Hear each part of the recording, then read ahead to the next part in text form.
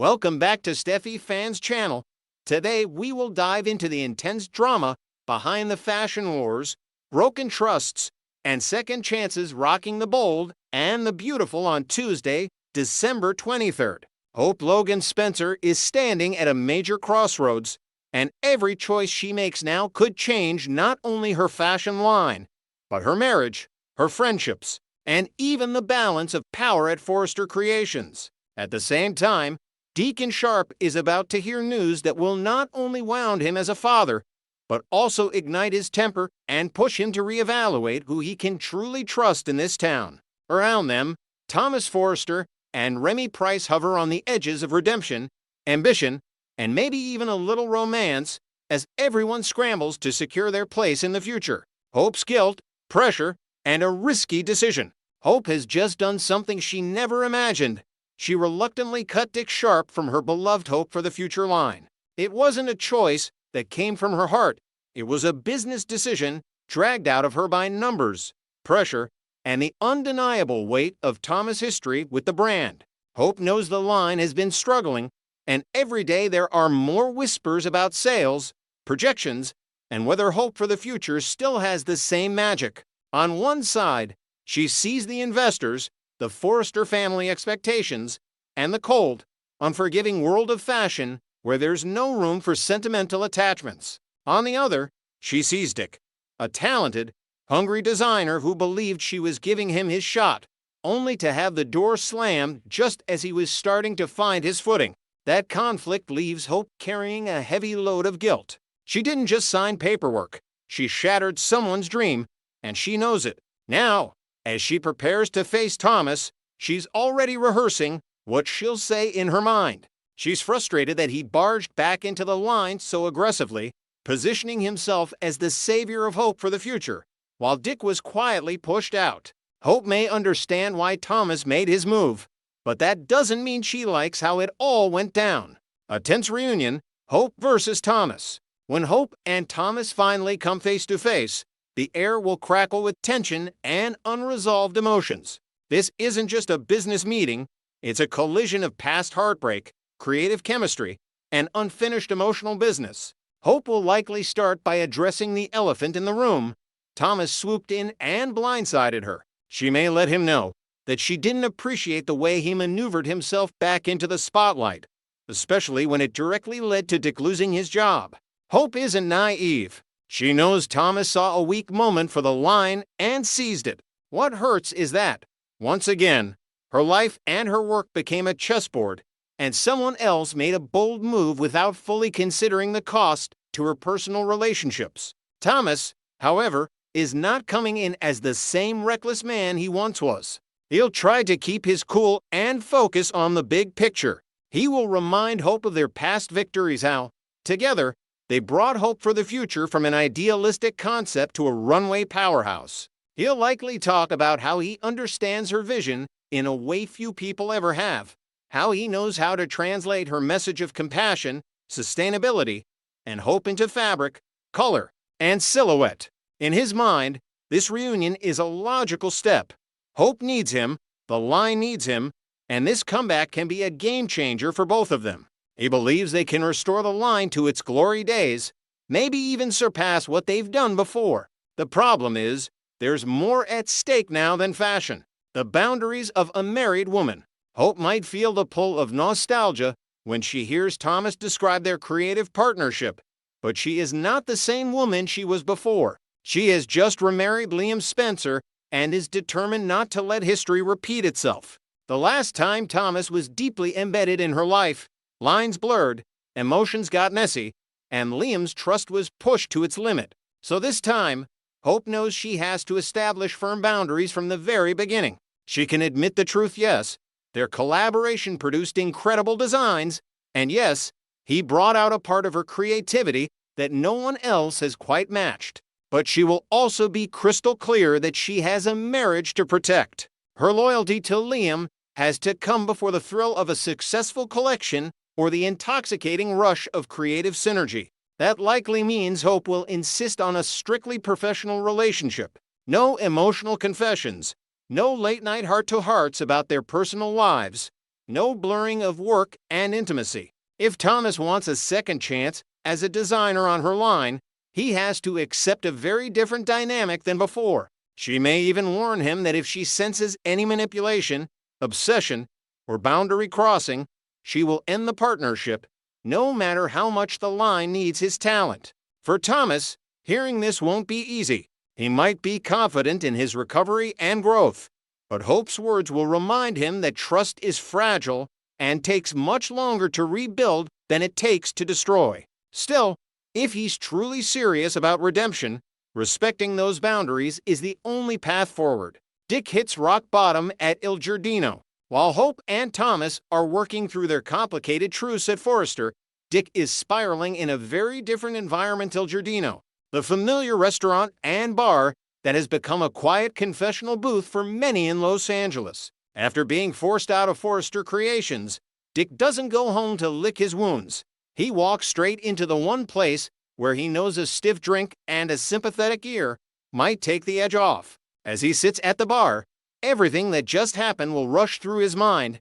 The hope he once felt when Hope believed in him, the late-night sketching designs, the cautious excitement when he saw his work even mentioned in the same breath as hope for the future. Now, it's all slipped away because someone more established and more connected decided to reclaim his spot. Deacon Sharp, behind the bar, will instantly see that something is very wrong with his son. The slumped shoulders, the vacant stare, the way Dick stares at his drink instead of enjoying it, all of it will tell Deacon that this is more than just a bad day at the office. This is a man having his confidence ripped apart. And for a father who knows all about bad decisions, broken chances, and being shut out, it will strike a painful chord. Deacon's fury and protective instincts. Once Dick finally opens up and confesses that he's done at Forrester Creations, Deacon's reaction will be swift and visceral. It won't just be disappointment, it will be anger. From his perspective, the Forresters once again used someone, chewed them up, and spit them out when it suited their agenda. As Dick explains how Thomas swooped back in and how Hope was pressured into making a cold decision, Deacon will likely see red. He knows how the elite in this town operate. He's watched people with power decide who gets a break and who doesn't. He'll feel like Dick never had a fair shot. Maybe he'll even blame himself for not shielding his son more or not warning him how brutal this world can be. That rage won't just simmer in silence, either. Deacon may start thinking about who he can confront. Taylor Hayes might hear a frustrated rant from him about the Forrester family's control and how their decisions affect people who don't have their last name. Ridge Forrester might even become a target for Deacon's temper. Deacon could easily march right up to him and demand to know why his son's career was treated as disposable. This situation could become a turning point for Deacon. Instead of trying to simply stay in his lane and keep the peace, he may decide he's done playing nice. Messing with him is one thing. Hurting his son is something else entirely. Remy Price enters at the right moment. As all this emotional chaos is brewing at Il Giardino, another key figure steps onto the stage. Remy Price. B&B spoilers hint that Remy will show up at the restaurant and catch sight of Dick looking utterly defeated. This is not the confident, hopeful designer Remy is used to seeing. This is a man who looks like someone just slammed a door on his future. For Remy, this is more than just a casual encounter. This is an opening a chance to reach out, to soften some of the wounds, and maybe to reopen a connection that has never fully died. Remy has always seen Duck's potential, and even if they've had distance, disagreements, or unresolved tension, that belief hasn't vanished. Seeing Dick solo may stir up a mix of compassion and determination. Remy might sit down, gently break the ice, and start planting seeds of hope again. Just because Forrester Creations closed one door doesn't mean the fashion world has shut him out entirely. There are other houses, other labels, online ventures, collaborations, and fresh ways to build a name. Remy could be the one to remind Dick that his story as a designer is not over just because one chapter ended badly. Awkwardness, history, and a possible reunion. Of course, this interaction between Dick and Remy won't be smooth at first. B spoilers tease some awkwardness, and that makes perfect sense. There may be past hurt between them, things said in anger, promises broken, opportunities missed, or maybe even emotional entanglements that never fully got resolved. That awkwardness will hang in the air at the start of their conversation. Dick might feel embarrassed to be seen so vulnerable. Remy might struggle to balance empathy with honesty, not wanting to seem like they're pitying him. But as they keep talking, the walls could gradually come down. This could be the first step toward a new alliance or even a deeper reconnection. Remy might encourage Dick to think bigger, to stop defining his worth by the Foresters' approval. Maybe they'll talk about collaborating independently, launching a capsule collection, or pitching Dick's work somewhere that appreciates fresh talent rather than political convenience. Underneath the business talk, there may also be flickers of emotional connection, respect, affection, maybe even romantic possibility, depending on how the show wants to develop them. Whatever the case, this moment at Il Giardino won't just be about comforting a defeated man. It will be about showing him that there's still a future worth fighting for. The larger stakes for everyone involved. As Tuesday's episode unfolds, every storyline will feed into a larger theme: who gets a second chance and what it costs to claim it. Hope is fighting to balance loyalty and ambition, trying to save her line without sacrificing her marriage or her integrity. Thomas is trying to prove he's changed, walking a tightrope between being the creative genius Hope needs and the respectful colleague she demands. Dick is standing at an emotional crossroads, deciding whether this setback will define him or motivate him. Deacon is rediscovering what it means to be a father who refuses to stay silent when his child is hurt. And Remy Price might be stepping into the role of game changer, the person who helps redirect Duck's fate away from despair and toward a new beginning. Next, we'll learn about the explosive developments brewing between Taylor Hayes and Deacon Sharp that could completely reshape the landscape of the bold and the beautiful in the coming weeks. The chemistry between these two characters has been building for quite some time now, and spoilers suggest we're finally approaching the moment where everything comes to a head in spectacular fashion. The current stalemate, the relationship between Taylor Hayes and Deacon Sharp, has been treading water for far too long, and fans are growing increasingly impatient with the repetitive nature of their interactions. Every episode seems to follow the same predictable formula. Deacon arrives at Taylor's office for another therapy session. They engage in lengthy discussions about the perpetual problem that is Sheila Sharp, and then they exchange flattering compliments that hint at something deeper brewing beneath the surface. This cycle has become so predictable that viewers can practically recite the dialogue before it happens. The writers appear to be deliberately stretching out this storyline, building tension and anticipation for what promises to be a major turning point.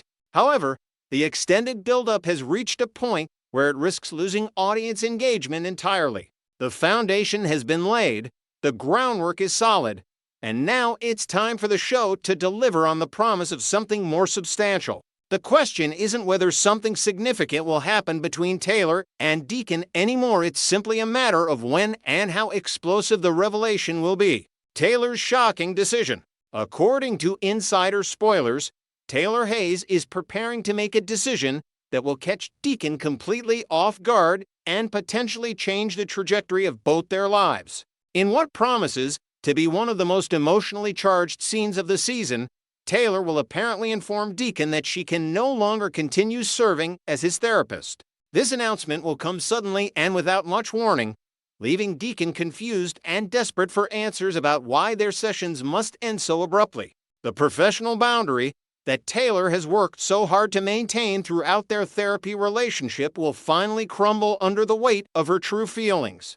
Rather than continuing to pretend that everything is purely clinical and professional between them, Taylor will make the difficult choice to refer Deacon to another mental health professional. This decision demonstrates Taylor's commitment to ethical practice, even as it reveals the depth of her emotional conflict. She knows that continuing to treat Deacon while harboring romantic feelings for him would be a serious violation of professional standards and could potentially harm both of them in the long run. Deacon's confusion and assumptions. When Taylor delivers this unexpected news, Deacon's first instinct will likely be to assume the worst.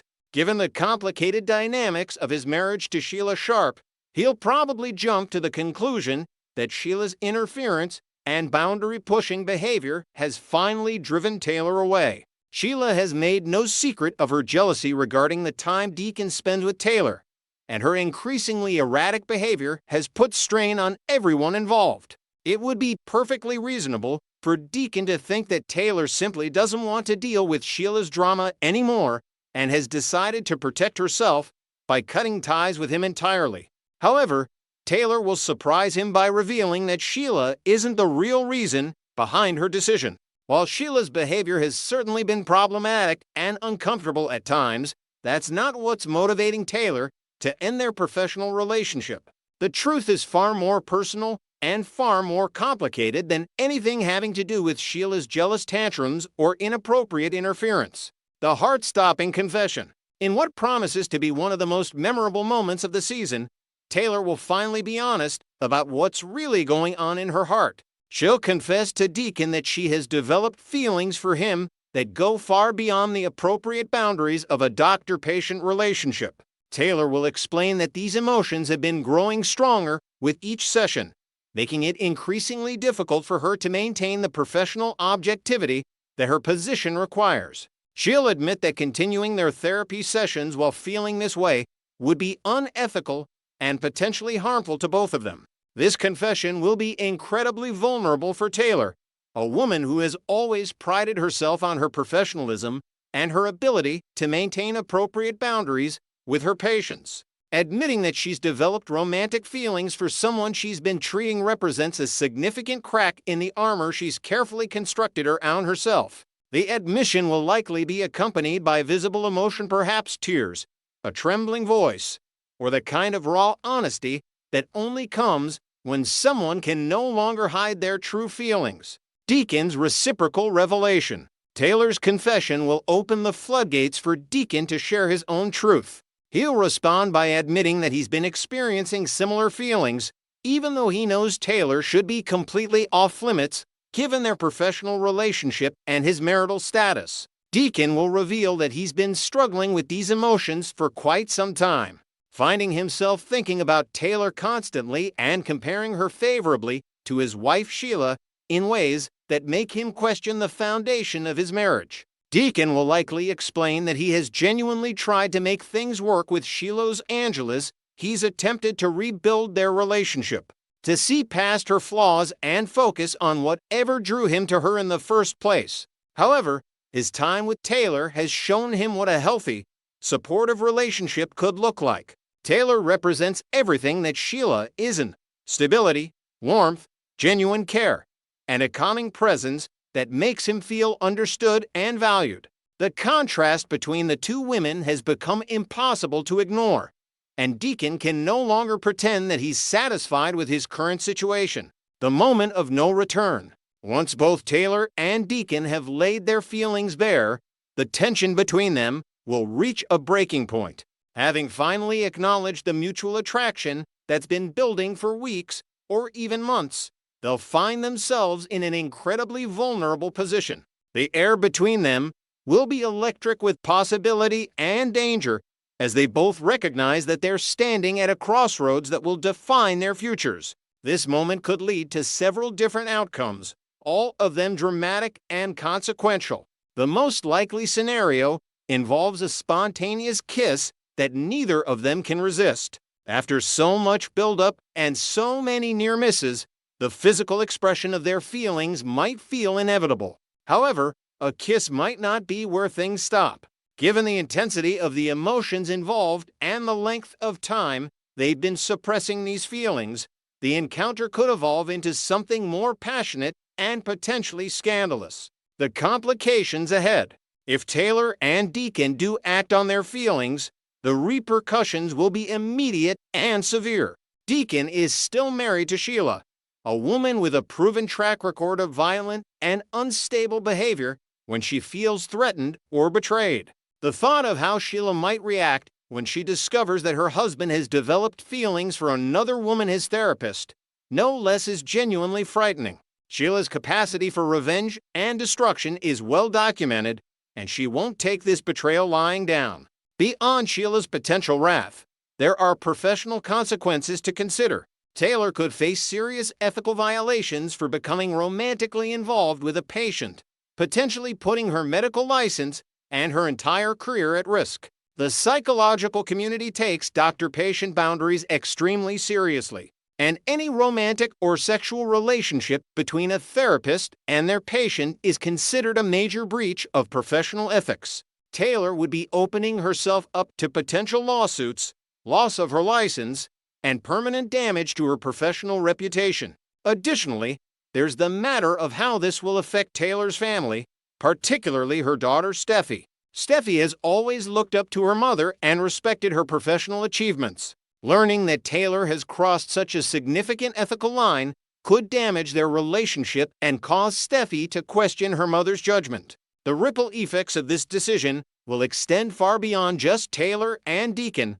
touching everyone in their orbits. Moving beyond the doctor-patient dynamic, the spoilers strongly suggest that Taylor and Deacon are finally ready to leave behind the professional relationship that has defined their interactions up until now. Whether this transition happens smoothly or explosively remains to be seen, but change is definitely coming. The show has invested considerable time in developing their connection, and it would be narratively unsatisfying if nothing significant came from all that build-up. Once Taylor officially ends their therapy relationship, the dynamics between her and Deacon will shift dramatically. They'll no longer have the structure of scheduled appointments and clinical conversations to hide behind. Instead, they'll have to confront their feelings head-on and decide what they want their relationship to look like moving forward. This transition period will likely be messy, emotional, and filled with difficult conversations about what they're willing to risk for a chance at happiness together.